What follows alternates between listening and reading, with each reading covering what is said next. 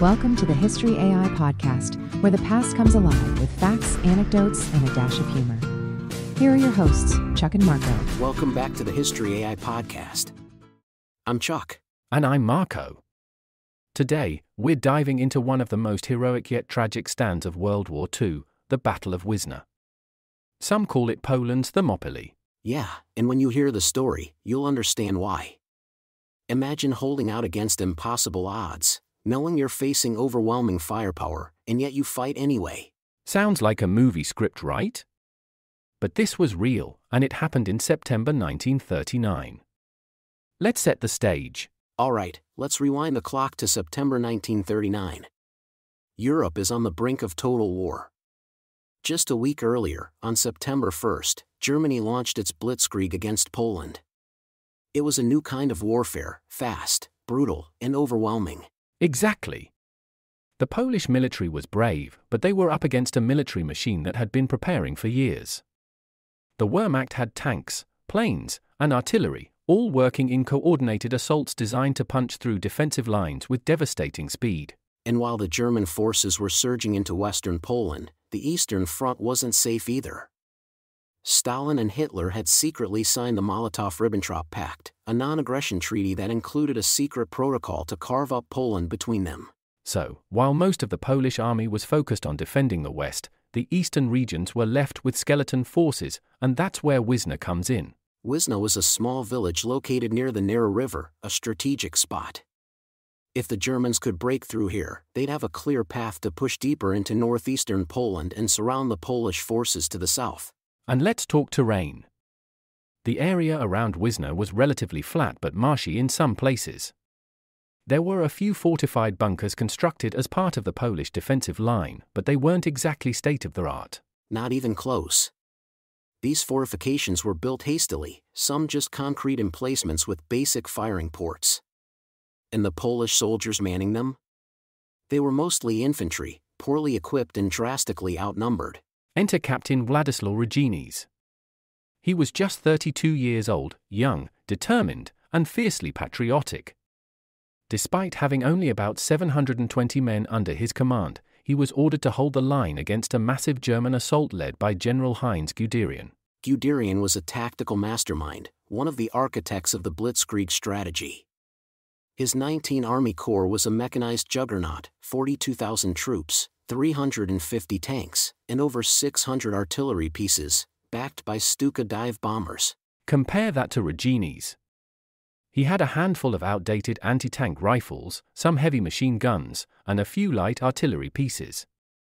No tanks. No air support. Just determination. And Raginis knew what was coming.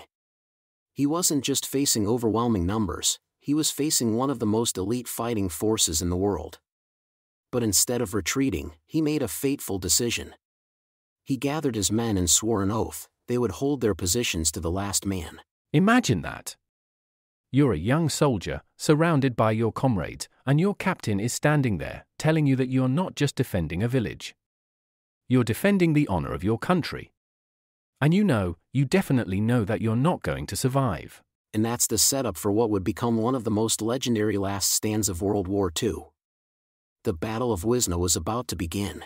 The first shots of the Battle of Wizna were fired on September 7th. Guderian's forces began with a heavy artillery barrage, pounding the Polish bunkers relentlessly.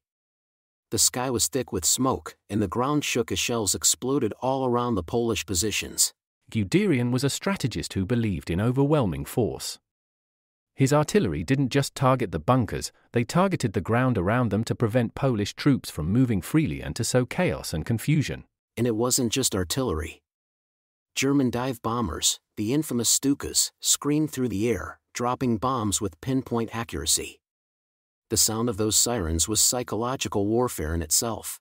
But despite the onslaught, Captain Raginis and his men held firm.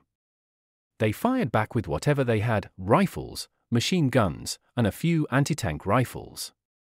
And somehow, despite being vastly outgunned, they managed to destroy several German tanks. Yeah, they were using these Polish-made WZ-35 anti-tank rifles. They were effective at close range, but with limited ammunition and no way to resupply, every shot had to count. And this was where the Polish defenders showed incredible resourcefulness. They used terrain to their advantage, setting up concealed firing positions and waiting for German armor to come into range. But the Germans adapted quickly. By the afternoon of September 7th, they began to encircle the Polish positions, isolating the bunkers one by one. And that's when the psychological warfare started.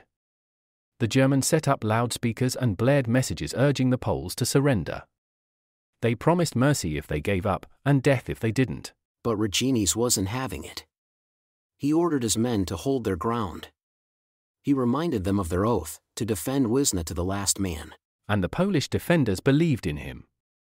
They saw their captain moving from bunker to bunker, shouting orders, encouraging his men, refusing to back down. He was a leader who was right there in the thick of it, facing the same danger as everyone else. And the battle was just getting started. By September 8th, the German forces had intensified their assault. They brought in flamethrowers to flush out the defenders from their bunkers. Flamethrowers, brutal weapons. The Germans would advance under the cover of artillery fire, get close to the bunkers, and spray jets of burning fuel right into the firing ports. The Poles were trapped inside, unable to escape the inferno. And Guderian wasn't just relying on brute force. He deployed engineers to undermine the bunkers, planting explosive charges to blast open entrances and ventilation shafts. Despite these terrifying tactics, the Poles fought back fiercely. In some cases, they waited until German troops got dangerously close before opening fire, inflicting heavy casualties. And the terrain around Wizna became a nightmarish no-man's land. Craters, wrecked vehicles, and burning equipment littered the battlefield. Every inch of ground was contested. Raginis continued to direct the defense. He and his second-in-command, Lieutenant Brykowski, moved from bunker to bunker, shouting encouragement and coordinating the limited Polish firepower. But the Poles were running out of options. By the end of September 9th, many of the bunkers had been destroyed. The survivors were crammed into just 2 remaining strongholds. And Guderian knew it. He ordered his men to encircle those last 2 bunkers, cutting off any chance of escape. It was a desperate situation. September 10th, the last day of the Battle of Wizna. At this point, the remaining Polish defenders were low on ammunition, food, and water. They were exhausted, wounded, and facing annihilation. Guderian's troops launched a final, all-out assault. Flamethrowers, explosives, artillery, everything was thrown at those last 2 bunkers. And the Polish defenders? They kept fighting. Imagine being one of those men. You're down to your last few bullets, surrounded by the bodies of your fallen comrades, knowing that surrender means capture or worse. But you keep fighting, because that's what Raginis asked of you. In Raginis, this is where his story takes a tragic turn. With German forces surrounding the last bunker, he knew the end was near. He gathered his remaining men and told them he would not surrender. He handed out the last grenades and promised to stay with them until the very end.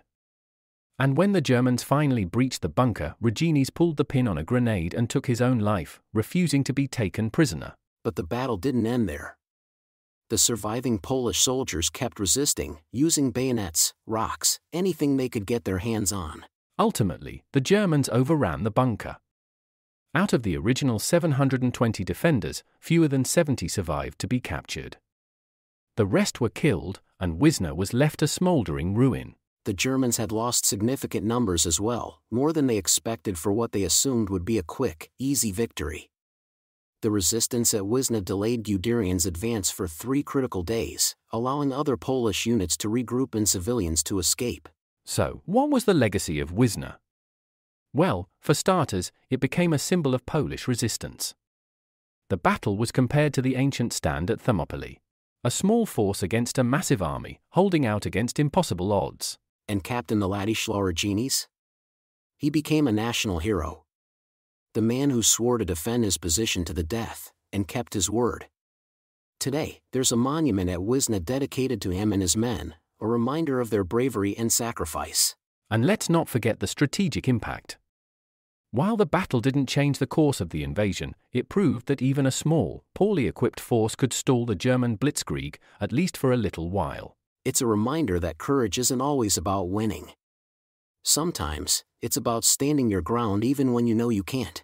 And that's why Wizna is still remembered today, not as a victory, but as a symbol of resistance, honor, and sacrifice. Before we sign off, let's give a huge thank you to all our listeners who've been sending in topic suggestions.